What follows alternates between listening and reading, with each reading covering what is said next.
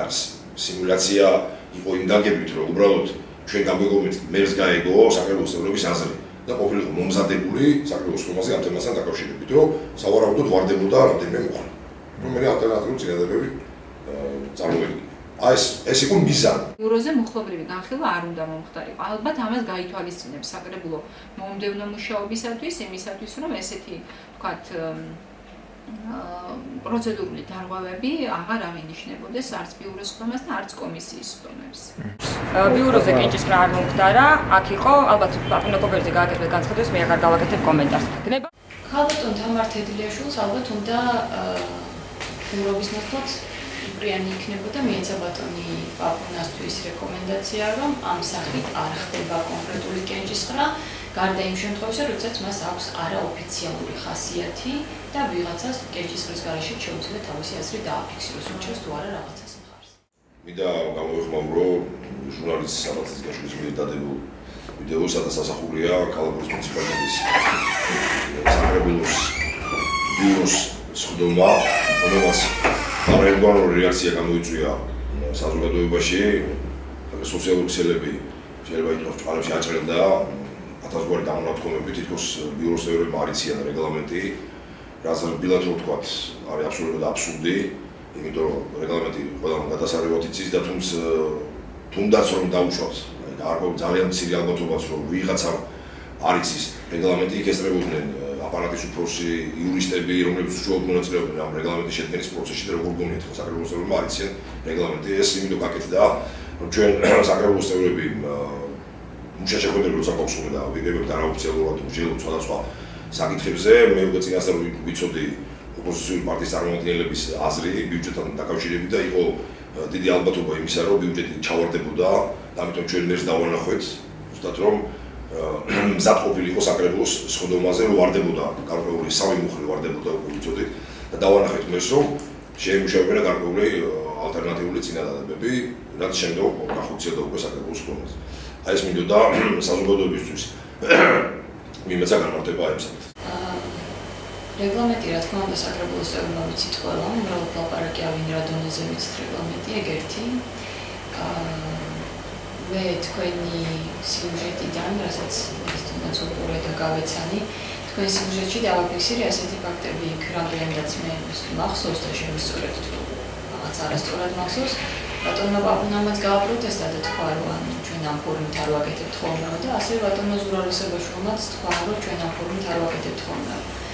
ჩემთვის ცოტა გაუგებარი იყო სამანდატო საპროცედურო კომისიის თავმჯდომარის სიხარული ამ ფაქტთან დაკავშირებით და ხუმრობა. გაეხმურა კიდევაც საკრებულოს თავმჯდომარეს ესე თქვენი სიუჟეტიდან გავიგე.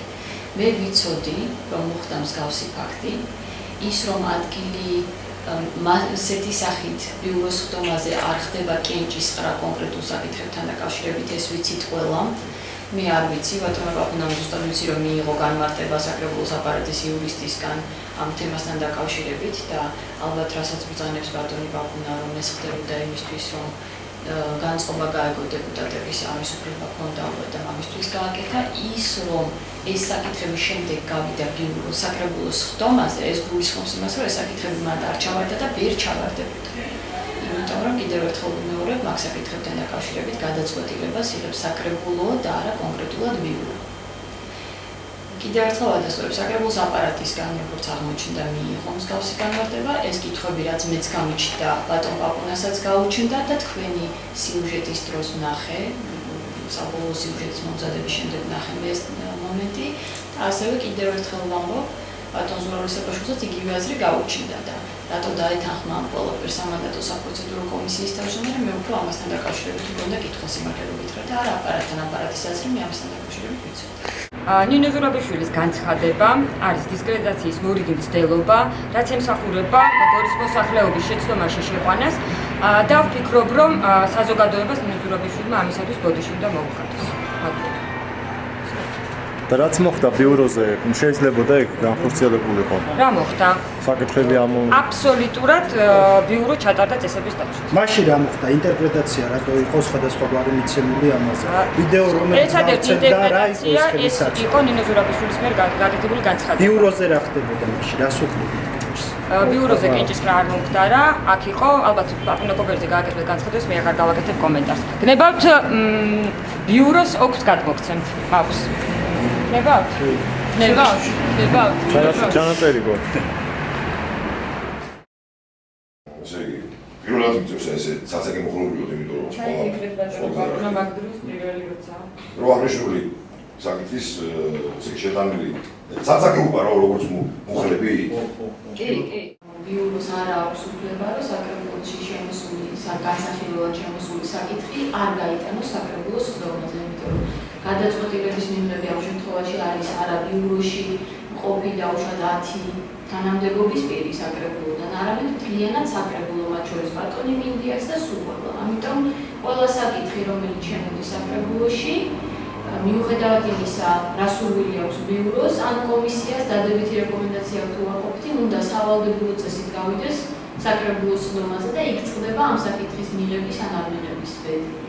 და ბიურო უბრალოდ მსჯელობს, რომ დღის წესრიგზე, იმიტომ შემოდის ეს საკითხები, რომ დეტალურად შეისწავლოს ბიურომ და მათ. დავიწყეთ მუხლობრივად განხილვა, ბატონო ბაბულა. პირველი საკითხი და გავაგრძელოთ. პირველი საკითხი. 5 მომხრე ვინა წინააღმდეგი, 4 წინააღმდეგი. იგივე. მოინიშნეთ რა არის. პირველი გავიდა. 5 მომხრე და 4 წინააღმდეგი. პირველი მომხრე გავიდა. გავიდა. მეორე მომხრე სამხედრო აგრესია გაწვევის სამსახური ოფისის ხარჯების შენობის საკუთრების საწარმოებლების შეკეთება. 1500 ლარი ვინა ეს მომხრე რო აღნიშნული საკითხი შეიძლება. რომელი? სახურავი და ეხლა ეგრე კარგი. ტურისტული ინფრასტრუქტურის მოწყობა არაფინანსური აქტივების და 40000 ლარი ვინ არის მომხრე. ვინ არის წინააღმდეგი? შევაჯამოთ. ჩავარდა. პირველი გავიდა, მეორე გავიდა. მესამე ჩავარდა, მეოთხე გავიდა. მეხუთე ჩავარდა. და რაც მოხდა ეს რა იყო? ჩემი აზრი გითხრათ, ეგ იყო რეგლამენტის აწოდება. და ვის უნდა სწოდნოდა რეგლამენტი? ჩემი აზრია, რომ ყველას ვინც ბიუროს ხდომაზე ინფორმაცია. რაც მოხდა? ჩემსაც ძალიან სიახლე იყო, როცა ვნახე ეს ვიდეო და ეს კომენტარები.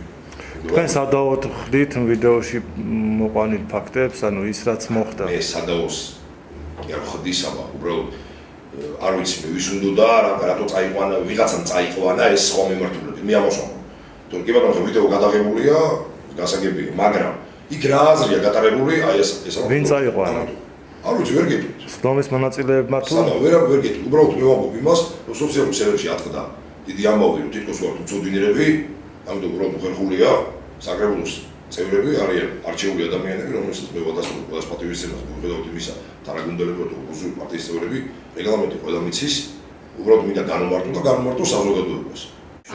მოცემულ სიუჟეტთან დაკავშირებით, ანუ ესე ვიდეო მასალა რაც არის გავრცელებული, აქ ფიქსირდება რეგლამენტის დარღვევა, პროცედურული დარღვევა, რაც გულისხმობს საკითხის განხილვას ბიუროს ხდომაზე. ან ბიუროს ხდომაზე არსებითად პროექტი არ იხილება.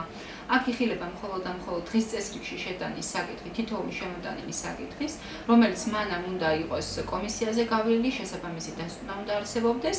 ეს დასკვნაც არ იხილება, რა თქმა უნდა, ბიუროს ხდომაზე, არამედ უბრალოდ უნდა იქნეს დაგზავნილი საკრებულოს წევრებისთვის, დანარჩენი წევრებისთვის და იყოს მათთვის ცნობილი, რაც ფიქრობს კონკრეტული დარგობრივი კომისია მოცემულ საკითხთან მიმართებაში და შემდგომ უკვე დამტკიცებული დღის წესრიგის მიხედვით ხდება უკვე არსებითად, ანუ მუხლობრივი განხილვა ის რაც სიუჟეტში იყო დაფიქსირებული, უკვე საკრებულოს ხდომაზე უნდა მომხდარიყო ნამდვილად, არა ბიუროს ხდომაზე და შესაბამისად საკრებულოს უნდა მიიღო გადაწყვეტილება, რომელი მუხლი ვთქვათ მოწონებულია, რომელი არ არის მოწონებული, თუ არის რაიმე სახის შენიშვნები. აი ეს არის რაც უნდა მომხდარიყო ბიუროზე და საკრებულოს ხდომაზე.